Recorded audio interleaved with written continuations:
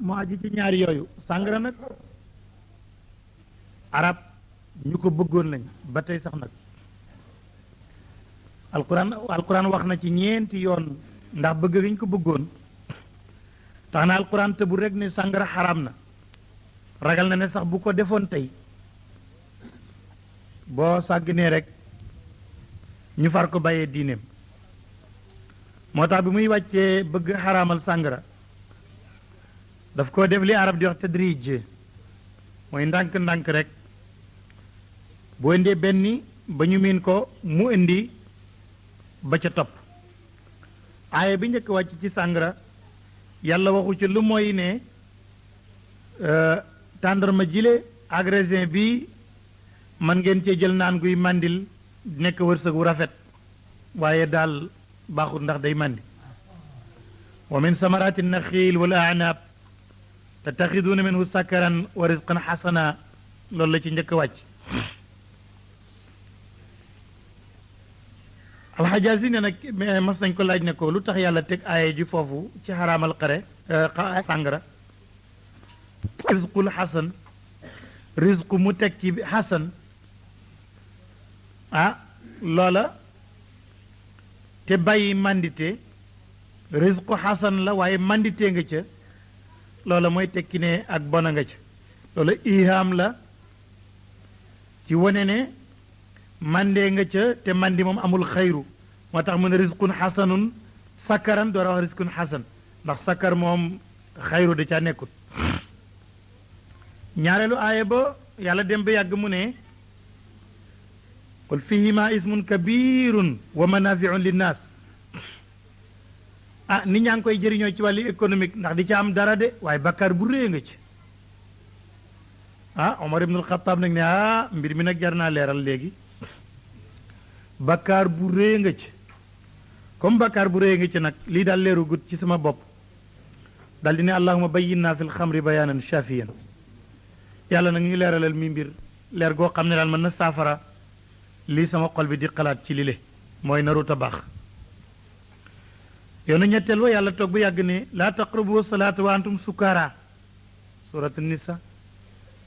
dal di ne waxaguma na xaraam na de waaye ku laal sàngaraati bu mu jege julli Seydina Omar ne mu ngi bëgg a doy waar de ñun mënunoo tàggoog julli te ne nañ ku laalati lii bu mu julli dal dina yàlla biralal ñu sàngara nag biral goo xam ne gu leer la ba yàlla wàccee nag aaya ji nga xam ne moo nekk ci suratul maayida nag muy innamal xamru dal di ko xaraamal nag deppet nag dal di ne faalantum muntahuun Omar ibnul Xataab ne allahuma intahina yàlla dellu nan gannaaw banan keroog Medina yëpp dafa xasee xut dam sa nit sàngara yi fu nekk rek ñu ngi koy tuur ku nekk rek ñu yàlla ne na nangam ku nekk tuur la nga amoon ab julit noonu lay def bu ko yàlla ne demal mu dem mu ne taxawal dafa war a taxaw loolu la alquran di nettali ne yasalunaka ñu ngi laaj la anil xamri ci sàngara wal maysari ak wëre kul waxal ne fiihima nekk na ci ñaari ñii ismun bakkaar de kabirun bu mag wa manafiun am na ci ay njëriñ nit li naa si ñeel nit ñi bale économique la bale xëy na jéem a fàtte ay mbir la wante alquran a ngi gën a leeral ne wa ismuhuma seeni bakkaar bakkaar ba ngay jëlee ca wëre wa bakkaar ba ngay jëlee ca sàngara akbaru moo gën a rëy fuuf moo gën a màgg fuuf min nafihima ci seen njëriñ ci wàllu économique wala yàqub temps waxoon na ca gannaaw dañ ko laajoon ne que kuy joxe lan nga war a joxe yàlla ne woon li nga war a joxe jaruta laaj li ëpp say soxla rek ngay joxe ndax li nga mënut doo ko def kon loolu mu ne yàlla ne na woon jaruta laaj ki ñu war a jox lañ waroon a laaj mu tontu woon ca ci yasalunaka maza yunfiquun lu mu ca tontu woon qul ma anfaqtum min shay'in fa lil walidayn loolu la ca tontu woon ndax li nga war a joxe jaruta laaj mooy li nga mën ki ngay jox moo jara laaj kan la mu leeral ko léegi na lay door a tontu ca li ñuy joxe mu ne yasalunaka ñu ngi laaj la maza yunfiquun lan la ñuy war a mën a joxe mu ne qul tontul ne al afwa li ëpp ci say soxla ngay joxe ndax boo ko defut boo sàgg ne bu ngay joxe aljuma bu gaaw nga yelwaan kazalika naka noonu yubayinu laahu lay birale yàlla lakum ñee leen alaayaati alquran laallakum boo yéen te tafakkaroon a ngeen mën a xalaat ci lii muy wax fi duniyaa ci àddina wal axirati ak alaxira bay na loolu muy wane muy bëgg a ñëw ci ab jirim ku mbokkam faatu na bàyyee ko ay doom yu ndaw yu matagul mu kàllaf mbokk mu góor wax naa ne buñ ne jirim rek ci wàllu baay la jirim yooyu nan ngay def ak ñoom ndax da ngay jël seen alal lekk ko bàyyi leen wala ngay denc seen alal rek ñoŋal ko te di leen dundal ci sa jiba wala da ngay boole sa alal ak alalam lépp lu muy dundee nga di ko calculer muy génn ci la moom mu ne noonu nga war a def loolu lay wax ne wa yasalunaka ñu ngi laaj la anil yataama ci jirim ya xul waxal ne islaahu ni yéwénoo de lawum ñee leen xayrun moo gën wa in tuxaalituhum bu ngeen jaxasee ak ñoom seen alal kon baax na ndax fa ixwaanukum seeni mbokk rek lañ ci diine wallahu yàlla nag yaalamu dana xàmmee almufsida ki yàqaale li jirim min almusliha ci ki koy defaral ndax itam nag bu yàlla ne booleel alal ji loo ko ci dundal nga calcul ko ca loolu yërmande la ndax walaw sha allahu bu neexoon yàlla laa anatakum mu sonal leen ne bu ca laal dara te na nga ko dundal inna laa yàlla azizun aji not li ci kattanam xakimun yàlla aji xarala la mu bay na loolu mu ñëw ci mel ne mbir mu ngi jaaxal jullit yi waxtu wu nekk ñu ngi koy laaj moo di ne ab julit denc ku duut ab julit bu fekkee ne aji denc ji mooy julit bi ku góor ki mooy julit bi kan la mën a denc mën naa denc ab julit bu jigéen ni moom mën na caa denc ba ñeent waaye su fekkee ne duul ab julit bu jigéen na fekk mu bokk ci alul kitaab na nekk yahud wala mu nekk catholique ku am lu la jaal sa diine laajte ko ndig soo ko laajtee wax bismillah amoon waaw waaleykum asalaam wa rahmatulah soo see jege si waaw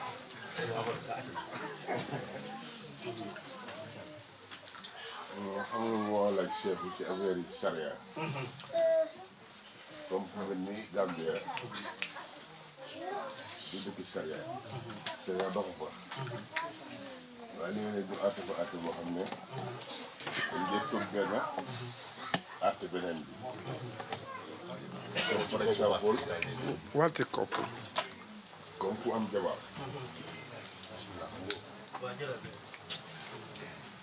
boo góor bu am jabar ñëpp xam nañ ne ñu ne comme góor bu am jabar di fo yàlla nekk feneen doom si àttu charia ñëpp gëm nañ ne charia kooku dañ ko war a rey waaye comme ñun suñ boor duñ dee rey Gambie moom du rey waaye su léegi su demee ba maanaam ba yàlla def bu gudda ko rafet mu dee doom jooju noonu suñ maraas jotee dañ dee wax ne du am waaw dañ dee àtte boobu àtte wuñ fausse àtte bi man boobu daf ma lay jaaxale dama bëggoon daal sëñ bu leeral ma brothers the brother was asking about Sharia about condition in for example in Africa in Gambia for example he said there are certain cases people they don't act because Gambia is not a country of a Sharia country. Sometimes they do some acts which for him it is confusing. For example, a man can get a child out of marriage and normally Sharia say he should be killed, but they didn't kill the man. So after the child grew and then the father died and then they have to share the wealth that he left behind. So they will judge the child and say the child cannot get from this wealth because he was not born during marriage. So how didn't they act upon the first and now they want to act in the second? This is what he want to ask. xam nga charia islamia loolu wax noonu rek la tëddee wante bépp réew moo xam ne di attewul islam loola moo fa xew boo doon seen réew yi attewul islam bari Arabie Saoudite seen ci génne xëy na ak Iran waaye gisoo beneen réew bi attewul islam nii ci Asie nii Amérique wala Afrique kon nag bépp atte boo xam ne atte l'islam la bu simple aju ci xeetu jaamu yàlla ak miraas l'islam mën na ko atte ci jàkk ja ak ca ilimaan ja ba mu des ahkaamu dima atte yi deret kenn mënu ko atte lu bay buur te rey nit loolu deret la kenn sañu kon ahkaamu dima islam amul jaasi ju mu ko atte miraas nag mën na ko atte ak julli ak woor yi ibaadaat yi loolu moo tax waaye ak lu mën a am doom yooyu yoom du doon bu fekkee dañ ko miraasee ci sharia bu demee nag mu miraasee ko mu doonoo ko ca layik ci ati tubaab ba amat na mu doon waaye fekkee ne qaadi lañ ko yóbbu wala sharia du mën a doon qaadi nag ak sharia fu mën a atte wax naa la ko mooy ci ibaadaat yi miraas waaye ahkaamu dima atte yi deret bu rek ko atte ci am yëpp loolu taala said this the answer to this brother's question was concerning this child. So say in Sharia can only judge things concerning the worship, part of worship, and concerning the part whereby you can get the sharing of wealth that a parent leave behind. But concerning death or blood, Sharia cannot do judgment there. This judgment is done by the kings and the rulers. So that's why in this case, Sharia judge only the part of what this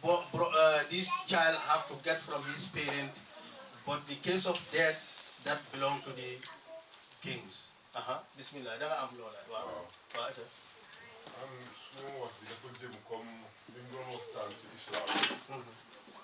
comme islam dafa am ñoo xam ne ay ponk la yooyu soo si jéem dina mun a ooyee sa bopp jullit dama bëggoon a laajte comme kan moo mun a ooyee boppam suufi kan moo mun a ooyee boppam suufi waaw kan moo mun a qualifié ba ooyee boppam suufi dana la qualifiéloo ba yow nga mun a ooyee sa bopp suufi wala nit ñi ooyee la suufi dana la dee di. Okay. The brother asks about the qualities of a Sufi. Who can call himself Sufi? Or what grounds? Or what can you do until people call you a Sufi? Sufi ak sophisme ak sophiste baat bi ngi jógee ci arab suuf moo di leen kawalu xar gu nooy googu nga xam ne mooy nekk ci der bi waaye jooju nga xam ne der boobu ci la daan toog di tudd yàlla ñu ne ma ngi toog ci suuf bi kooku lañ daan tuddee suuf yi alpulaar yi ne suufi yanke ñooñu la waaye li muy tekki nag mooy ñëpp ñi nga xam ne gannaaw sharia dañ cee teg lu ñuy tuddee tariqa muy xeeti wirdaak ay xeeti ay sikkar ak yooyu ñooñu lu ñuy tuddee ay soufiste ay dégaral di jox rawante nag ci biir soufisme ñoom ñëpp seen sëriñ mooy al imaamul Junayd mooy indien la woon mooy sëriñu soufiste yëpp nag wallahu a'lam. He translates the word Sufi is an Arab word, and that means the hair of a lamb. That means those people who used to sit on these things and make their zikr and remembrance of Allah, they call them Sufis. But if you want, that is literal. But if you want to make the meaning for us to understand, it is people who dedicate themselves in Sharia, and then they enter things like tariqa with their wird and their ways that will bring them to Allah subhanahu wa ta'ala. These are the people they call Sufis. And they all, you can follow their route to Junaidi, Baghdadi. Allah Allah. salaamaaleykum maa ngi nuyu yéen ñëpp seen di kontaan si teewaay bi trop itam yàgg naa di la déglu trop bu baax di ba ma nekkee di jàng daara sax kokki yàgg naa di déglu sa ay biir trop te kontaan laa tey mu bokk naa ci li nga xam ne nii kontaan nañ trop pour teewee bés bu mel ni tey nii jàkkaarloo yow nga xam ne su ma delloo sa kër ga dinaa ko mën a wax suma soxna ak suma ay doom man sama laaj nag mooy leena dama gis ne Barack Obama dafa ñëwoon Sénégal fan yi passé ba mu ñëwee ba mu toogee journaliste yi daal di ko laaj benn laaj muy si mbirum góor jigéen bañ laajee Barack Obama mbiri góor jigéen mën a waaw moom si ay gis-gisam su sañoon dinañ bàyyi góor jigéen yi ñu am def nit ku nekk li nga bëggee rek nga defee ko ni nga ko war a defee te buñ forcé kenn si loolu ba pare laaj bi nag ñu jëmale ko si président bi Macky Sall bañ ko laajee moom mu ne waaw li président bi wax dégg na ko waaye Sénégal ñoom parenguñ si loolu mu nekk wax ju ma jaaxal li man li ma ko jàngee si alquran si mbir góor jigéen ak li ma si jàngatam si téere si yonti yàlla lu ba mu amee tamit ba leen yàlla torxalee mais Macky Sall wax ju mu am wax dafa ne parenguñ si ñi koy déglu daa mel ni ne wax ji daal xëy na dina am jamono ñu pare si xëy na dina am ndam ñu nangu ci mais ma ko ceeb man suma yaakaar mooy foogoon naa ne dina ne lu mel ni góor jigéen si suñ biir jamono juñ nekk ak ci biir Sénégal ñi baax ñi fa nekk sëriñ ñu baax ñi fa nekk loolu du fi mus a am man foogoon naa ne dina wax Macky Sall ne ko daal dégg nga dina wax président Barack Obama ne ko nag Amérique li fa xew ak fii lu fi xew def fii dëkk jullit la waaw mais loolu rek moo ma jaaxal nag moo toog xaaral ma ne yàlla def nag nga teewee fi ma ne woon xaaral ma def la laaj ci bii nga nga mun ñu see leeral ñoo xam ne ñoo see jërëjëf asalaamaaleykum. The brother was asking about the coming of Barack Obama to Senegal. Last week he was there. So at the press conference, somebody asked Barack Obama concerning homosexuality in Senegal, what their rights. And Barack said, anyway, for him, he believed that every man has his right to exercise his belief and what he wanted to do. And they asked the same question to the president of Senegal. And the president said, anyway, we Senegal, we are not yet ready for this. We are not ready. So this answer for him, it means many things. It means a lot. And people feel very, very uneasy with this answer. Maybe it's possible in the future they will accept it or not. So hence the saying is here, he is asking him concerning homosexuality. jërëjëf xam nga ñaari politiciens ñoo doon wax man dama politicien ñaari politiciens ak seen politique la ñuy wax politique bu américain lii la tëral yow na sa politique mu naa man accès gu ma ci loolu wax dëgg tuuti baax na lool accès bi ci accès nag bu ko accès bëgg ko def ci Sénégal boobu la wax di jot waaye comme nee na accès bi maanaam sax beneen président moo cay accès. waaw waaw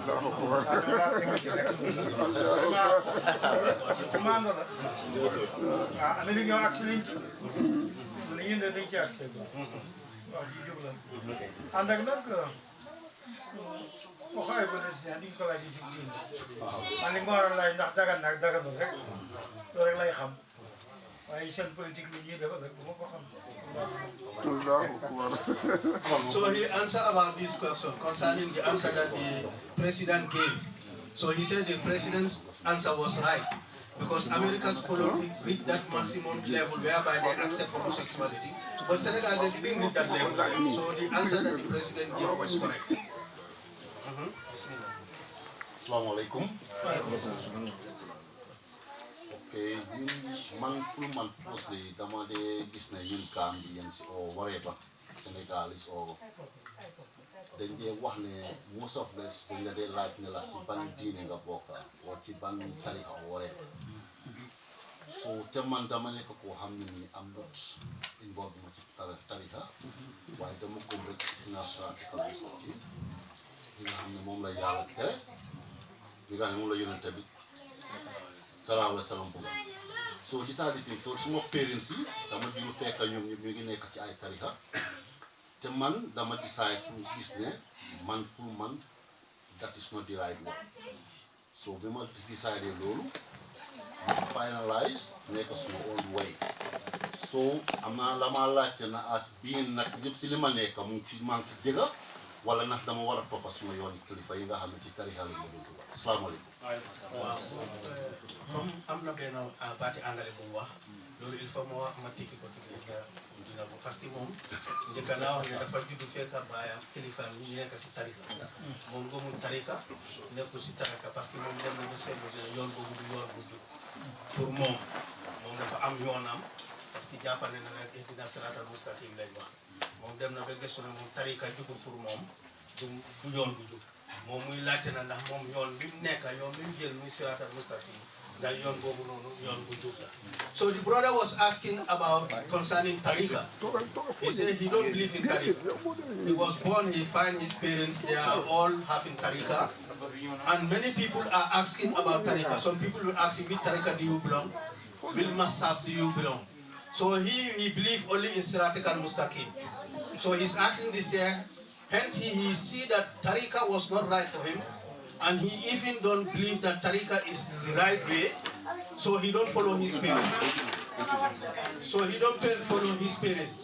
So now he's asking whether his way that he took was right, or he have to leave that way and follow the parents in their And my forefathers. or his forefathers also. jërëjëf maa ngi yaakaar ne loolu nga nekk bu fekkee ne gëm nga yàlla ne mooy yàlla gëm ne Muhammad yàlla ko yónni yaa ngi taxawal julli juróom boo amee azak alal da nga joxe azak bu koor jotee nga wér da nga ko woor boo amee kattan da nga dem Makka yow yaa ngi nekk ci siraatul mustaqim li nga ci yokk rek mooy bañ a tooñ nit ñi bañ a yàqal kenn boo tooñul kenn yàqaloo kenn ku la tooñ nga baal ko te ñàkk tooñ yaa ngi ci siraatul mustaqim ndax tariqa yonent bi nekk na ba jóge ba mu romb junne at tariqa amut kon mën naa ñàkk xam nga lu di tariqaam yaakaar ne li yàlla tëral yëpp mënuñ koo matal ñu ne kon nañu def yii pour dabaatal pour jëkk loolu mooy di tariqa waaye bu ñu wóoree ne li yàlla wax yëpp daan ko def duñ ko baax liñ tere yëpp daan ko bàyyi duñ ko def kon tariqa du ko jar waaye yaakaar ak tiit ci suñ bopp yaakaar ne daal yow mataloo te nit ñi sa xam boppam de amul kenn ci ñun koo xam ne liñ la wax yëpp matal nga ko wala liñ la tere yëpp bàyyi nga ko kon matuñu kon nag boo wutee loo xam ne dangay dabaatal di jéggalu ak di tuub loolu mooy di tariqa loolu nag yow yaay seet sa bopp loo wóoree li ñuy wax santaan yëpp yaa ngi koy def doo ko baax li ñuy tere bi yaa ngi koy bàyyi bu la ajoo tariqa ay yent bi amu ko woon Okay, this here explain about concerning tariqa because he told he said the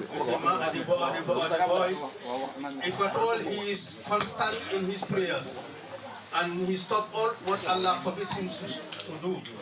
and he's doing his best what Allah tell him to do, and plus making good with among people and having peace with people, and he don't trouble anyone. Whoever trouble him, he forgive. He don't need tariqa. Because the Prophet was here, there was no tariqa. After 1,000 years of his demise, tariqa come. So tariqa people use it only because we know ourselves. We are not capable of doing all what Allah tell us to do. And we are not upright, that we know that we will never be faulty or commit sins. So tariqa come to help us to adjust all those mistakes and those misdeeds we are doing. This is tariqa. But if you are free from all these things, you don't need it. man dama am laajte ñetti laajte laa am ñetti laa am waaye ok waaw man bëgguma ko translate nag bëgguma pour ñu translate ko dama bëgg a laaj seer bi mu tontu ma waaw maa ngi ko record après ñu jël ko bu dee neex na la ñun loolu lañ miin si seex bi depuis 85 loolu lañ miin da ngay laajte mu tontu waaye loolu xam nga fële la waaye fii xam nga dañ fi tase ay awsa ñu déglu ok suma first question bi mooy suma premier question bi mooy ñun ñu ngi fii Birmingham fii after ñu form daayira daal soo ñuy tase si affaire diine bu njëkk bi suma maas yi joolaa lañ xam nga xamuñu woon tijaan ya xamuñu cadre ya xamuñu yeneen luñ jot a xam si islam bi yëpp ñu ngi ko xamee si yow si biir télé wala si waaw di cassette soo suñ tasee gars yi indi fii tijaan ya léegi dafay tax ñu bëri